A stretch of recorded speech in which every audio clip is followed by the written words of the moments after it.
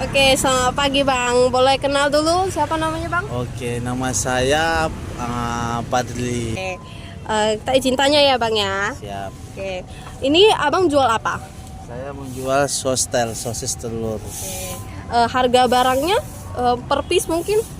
Harganya per tusuk, satu tusuknya 2.000, per porsinya dia isi 5 10.000. Oke Bang.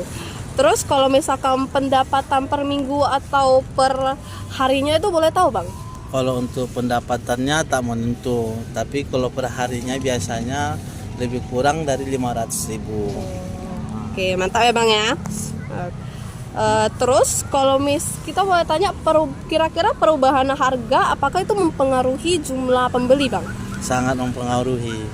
Karena kalau ibaratnya kalau kita jual harganya biasa 3.000, seharusnya orang beli 5 dia di 10.000, jadi 5 dia 15.000. Jadi dia orang belinya kan semakin berat. Jadi otomatis omset penjualan pun semakin menurun. Ya betul Bang. Terus kalau misalkan permintaannya naik, kalau misalkan permintaan sostelnya ini naik ya, kira-kira jumlah persediaan yang Abang ada ditambah nggak? Persediaannya untuknya permintaannya banyak gitu untuk konsumen. Ya kita jelas nambah bahan-bahan barang-barangnya. Biasanya itu di weekend biasa ada nambah nggak Bang? Nah ini kita kan gini, kita jualan itu menengok tempatnya Kak. Kalau ibaratnya kalau kayak weekend ini kan orang kan otomatis kan rame.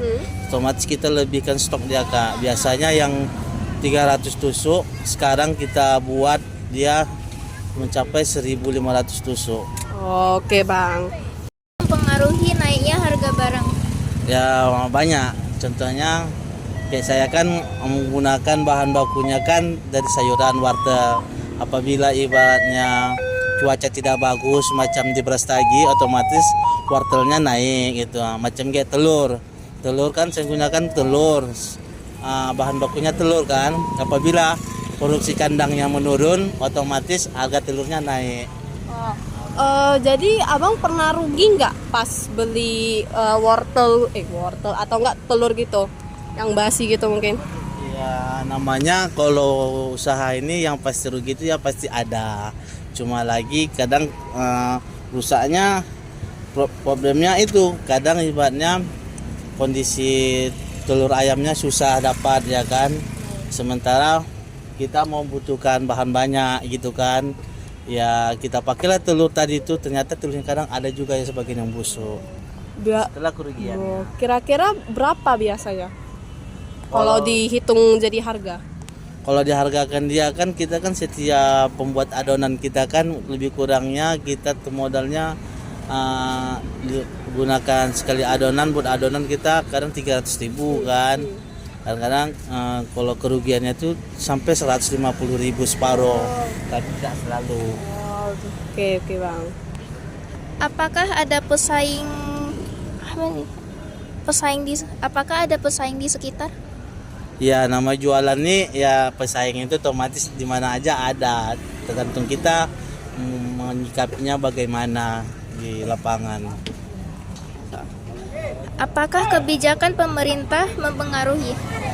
Sangat mempengaruhi karena semuanya pun yang membuat harga-harga bahan itu kan dari pemerintahan. Jadi kalau naik pajak otomatis semua barang pun naik gitu. Ada pernah disubsidi nggak Bang? Kalau untuk subsidi kita ya ada subsidi. Sekarang kita kan pakai kan tabung gas 3 kilo itu kan subsidi, otomatis kita pakai. Subsidi kita dapat. Nah, subsidi artinya untuk pemakaian sehari-hari lah gitu kan. Oke Bang.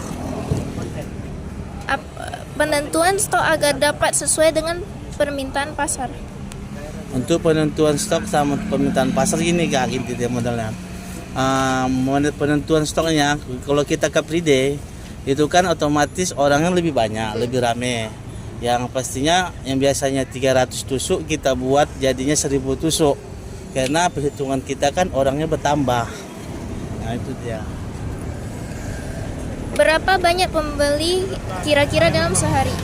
Kalau untuk berapa banyak pembeli untuk dalam perharinya nggak menentu. Kita taksikan paling minimal dia 250 tusuk, itu palingan sekitar 50 sampai 100 orang lah gitu pembelinya.